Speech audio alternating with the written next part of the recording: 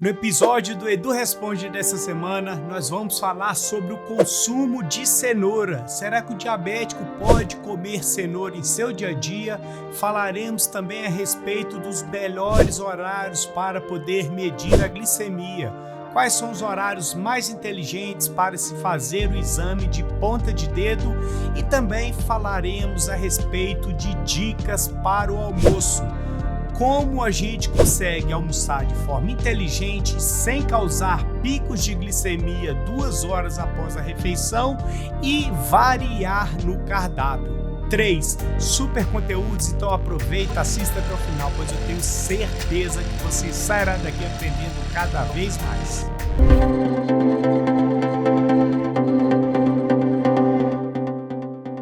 E a pergunta de número 1, ela é a seguinte: Edu, diabéticos tipo 2 podem comer cenoura no seu dia a dia? E a resposta aqui, sim, com certeza o diabético pode comer cenoura. O que não se deve fazer é exagerar nas quantidades. Não adianta nada você comer cenoura várias vezes ao dia ou tomar um suco de cenoura ou comer um bolo de cenoura achando que a sua glicose vai ficar bem controlada. Mas comer a cenoura crua ou a cenoura cozida como acompanhamento na hora do almoço é muito bem-vindo para quem possui diagnóstico de diabetes. Agora nós vamos avaliar a tabela nutricional da cenoura crua, quando a gente faz ela depois de ralar, depois de cortar em pequenos pedaços, aí a gente vai avaliar 100 gramas de cenoura crua. E a partir desses 100 gramas nós vamos ter 41 calorias, ou seja, uma quantidade muito baixa para 100 gramas de cenoura. Em relação à presença de carboidratos, em 100 gramas de cenoura nós teremos 9,58 gramas de carboidrato, ou seja, nem 10% de 100 gramas de cenoura vai ser carboidrato, vai prejudicar a sua glicose, é um valor excelente. Já em relação a proteínas, 0,93 não é um alimento proteico. Em relação à presença de gordura, 0,24 também não é um alimento gorduroso. Fibras, em 100 gramas nós teremos 2,8 gramas de fibras. Então, o diabético pode sim comer cenoura em seu dia a dia sem maiores problemas. Você pode comer, por exemplo, 50 gramas de cenoura ralada no almoço, mais 50 gramas de cenoura ralada no seu jantar. Aí você vai consumir 100 gramas de cenoura que tem benefícios, tem muita vitamina, tem bons minerais e que vai agregar muito à sua refeição, sem contar que 100 gramas de cenoura ralada vai dar um enorme volume para o seu prato. E aí você tira de uma vez por todas de que o diabético não pode comer nada, que o diabético vai comer somente alface e beber água. A gente consegue montar um prato caprichado, com proteína, legume, verdura, com fonte de carboidrato também, sem descontrolar a glicose. E é a partir do conhecimento que a gente adquire a respeito do diagnóstico de diabetes que a gente vai evoluindo, vai aumentando a variedade alimentar e cada vez mais evolui o tratamento de forma positiva. Diminui peso corporal, diminui a necessidade em ter que utilizar medicamentos para se controlar a glicose e ganha cada vez mais saúde. Então, respondendo a pergunta, o diabético pode sim consumir a cenoura sem maiores problemas. O ideal é que evite o suco de cenoura, porque a gente vai acabar coando as fibras da cenoura e deixe de lado aquele bolo de cenoura com calda de chocolate, tá ok? E a pergunta de número 2, ela é a seguinte: Edu, qual o melhor horário para medir a glicemia? Com certeza você está falando em relação a fazer a glicemia ponta de dedo. Aqui vão algumas dicas que podem ajudar você a escolher os melhores horários. Eu gosto muito do rodízio de medições de glicemia, principalmente para quem não consegue ter uma quantidade maior de tiras testes em casa. A gente sabe, geralmente o governo fornece apenas 50 tiras para 30 dias ou para 50 dias, ou seja, medir apenas um dia, e isso, infelizmente, não é o ideal para quem possui diagnóstico de diabetes tipo 2. Já diabéticos tipo 1, o governo fornece 100 tiras, que vai dar uma média aí de 3 medições diárias e que, infelizmente, também não é legal. Como a pergunta é direcionada a diabetes tipo 2, eu vou fornecer um esquema aqui para você fazer aí na sua casa, e a partir daí você vai ter um panorama completo de como a sua glicemia se comporta ao longo de todos os horários do seu dia durante a semana. Então nós vamos começar pela segunda-feira. Na segunda-feira você vai medir a sua glicemia em jejum, ou seja, quando você acabar de acordar, pegue o seu glicosímetro, fure o seu dedo, faça a ponta de dedo a sua glicemia e anote o valor. Segunda-feira em jejum deu 100, aí você já tem esse valor. Na terça-feira você vai fazer 2 horas após tomar o seu café da manhã. Então, você não vai medir em jejum, pois você já tem uma base de como ela fica em jejum, porque mediu no dia anterior, mas vai medir 2 horas após o seu café da manhã. Aí você já vai saber se você está nos melhores caminhos do café da manhã. Se medir 2 horas após o café da manhã e a glicose deu 200, aí é sinal de que você está exagerando no consumo de carboidratos no café da manhã. Isso já é uma excelente dica. Na quarta-feira você vai medir antes de almoçar. Então você vai lá, mede a glicemia antes do almoço, anota o valor e aí você vai almoçar sem maiores problemas. Na quinta-feira, 2 horas após o seu almoço, se a glicose deu, por exemplo, 140, 130, até 150, é sinal de que o seu almoço está legal e que você está no caminho certo nas escolhas que você realiza nas suas refeições. Já na sexta-feira, você vai medir a sua glicemia antes do jantar. A partir daí, medindo a glicemia antes do jantar, você já vai ter um panorama de como a sua glicemia chega antes de você fazer a sua refeição do jantar.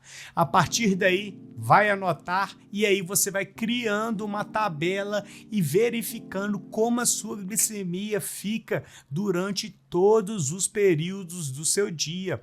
Já no sábado, você faz a medição de glicemia 2 horas após a realização do seu jantar.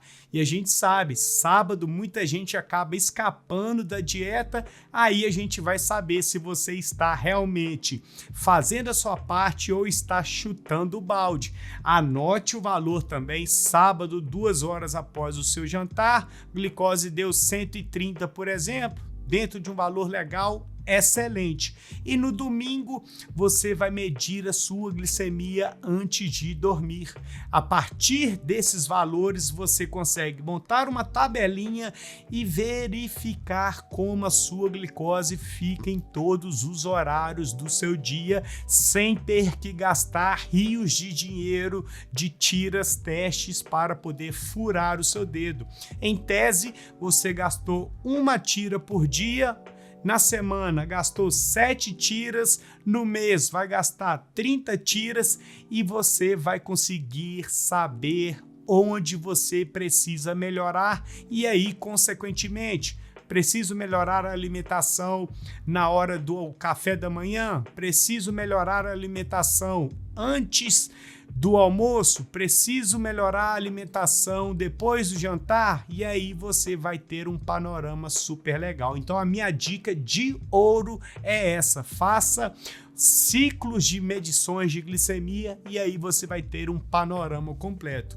Outro ciclo que a gente verifica com maior frequência, que a maioria dos médicos pedem para você fazer, é em jejum ao acordar e 2 horas após a sua refeição do almoço. Somente esses 2 valores, mas se você fizer esse ciclo certinho, você vai ter muito mais informações e aí vai poder aprender a lidar com o seu diagnóstico de diabetes de uma maneira mais acertada, pois você vai saber como a sua glicose se comporta ao longo de todo o seu dia. Tá ok? E a pergunta de número 3, ela é a seguinte: Edu, bom dia. O que você sugere para almoço? Pois estou comendo ovo, quiabo e jiló e frango somente.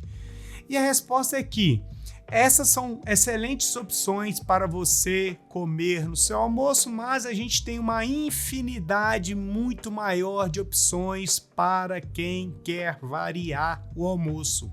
Eu vou te dar uma dica principal para você montar o seu prato a partir daí. Então, inicialmente você precisa fazer o quê? Escolher legumes e verduras, folhas verdes, e aí você já vai ter uma base alimentar rica em fibras. Então você pode comer a taioba, a couve, você pode comer o repolho, todos esses refogados. É claro que não precisa ser todos ao mesmo tempo. Então num dia você come a taioba, no outro dia a couve, no outro dia o repolho, no outro dia agrião, no outro dia rúcula, no outro dia alface, e aí você já vai ter folhas verdes no seu prato, que é muito importante. Adicione legumes e verduras. Você pode adicionar a cenoura, que a gente já falou no vídeo, a gente pode adicionar o tomate, a cebola, a gente pode adicionar o rabanete, a gente pode adicionar o quiabo. A gente tem uma infinidade de alimentos que a gente pode adicionar no nosso prato para compor a base principal, que é a fonte de fibra, que é a qualidade dos alimentos que vão te dar saciedade, pois se você não come fibra, não come legume, não come verdura, em 1h30, 2 horas você vai estar com fome novamente e vai acabar comendo besteira. Você pode adicionar também o palmito, pode adicionar também a azeitona e assim por diante. Você tem diversas opções, inclusive eu vou deixar aqui na descrição do vídeo algumas receitas de almoço para quem possui diagnóstico de diabetes. Depois das folhas verdes, legumes, verduras, adicione proteínas. Você já disse que come ovos e frango, mas você pode adicionar também a carne de boi, uma carne de boi mais magra. Você pode fazer também um ensopado, adicionar também a carne de músculo ensopado com um pouquinho de cebola. Deixa a batata de lado, mas pode fazer um ensopado de músculo. Pode comer também o patinho moído, o coração de alcatra, você pode comer o contrafilé, o filé mignon. A gente tem diversas outras opções, sem contar, a depender do local que você mora, se você mora numa região litorânea, crustáceos, comer também peixes de água salgada. Se você mora no interior, peixes de água doce, e assim você vai criando um leque muito maior de opções para poder montar as suas refeições.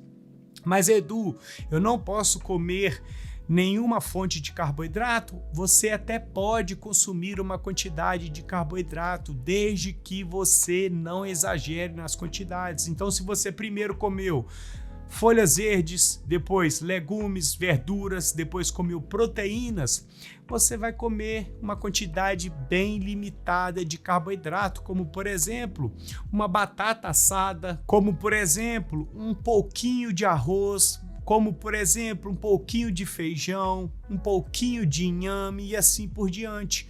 O que você precisa entender de uma vez por todas é: a alimentação do diabético não é engessada. Não é só comer jiló, ovo, frango e quiabo. Está longe disso, mas você pode comer, por exemplo, um frango com quiabo ensopado, com um pouquinho de arroz e colocar um pouquinho de feijão. Não vai ser fazer uma refeição controlada que vai acabar explodindo a sua glicose, mas sim o exagero que você vai fazer no seu prato. Se você adicionar muito feijão, muito arroz, adicionar angu, que vem também da farinha de milho, que tem bastante carboidrato, comer pouco frango, a sua glicose vai acabar subindo. Mas se você faz uma refeição mais acertada, mais inteligente, você tem uma infinidade muito grande de alimentos para comer aí na sua refeição do seu dia a dia, do almoço, do lanche, do jantar. Inclusive, se você quer aprender mais sobre como se alimentar de forma inteligente, de forma prática, com receitas, eu vou deixar aqui também na descrição o link do meu programa Low Carb para diabéticos, que é onde eu montei várias videoaulas explicando mesmo como o diabético deve montar as refeições do café da manhã, do almoço, do lanche, do jantar, algumas dicas de sobremesas. Então, se você quer aprender de uma forma mais aprofundada, mais detalhada, mais exemplificada, não deixe de clicar no link aqui embaixo. Vai ser um prazer enorme ter você conosco, tá ok? E essas foram as 3 perguntas que eu escolhi para poder falar de uma forma mais aprofundada aqui no canal essa semana. Se você quer ter uma pergunta respondida por mim, não deixe de me seguir lá no Instagram, pois lá eu solto uma caixinha de perguntas e as melhores perguntas eu trago aqui para o canal, gravo um conteúdo mais detalhado, mais delicado, e assim você continuar aprendendo a evoluir o seu tratamento, ganhando mais saúde, mais qualidade de vida, mais autoestima, e assim vive em muito mais equilíbrio, tá ok? Se você está assistindo até agora, é sinal de que você gostou do conteúdo, e se você gostou do conteúdo, não deixe de se inscrever no canal, de deixar o seu joinha, de ativar as notificações, e o principal, não deixe de compartilhar os vídeos do canal, pois dessa forma você ajuda diretamente o meu trabalho aqui no canal, e afinal, para você não custa nada compartilhar lá no Facebook, no Instagram, no WhatsApp, pois dessa forma o YouTube passa a entender que é um conteúdo de relevância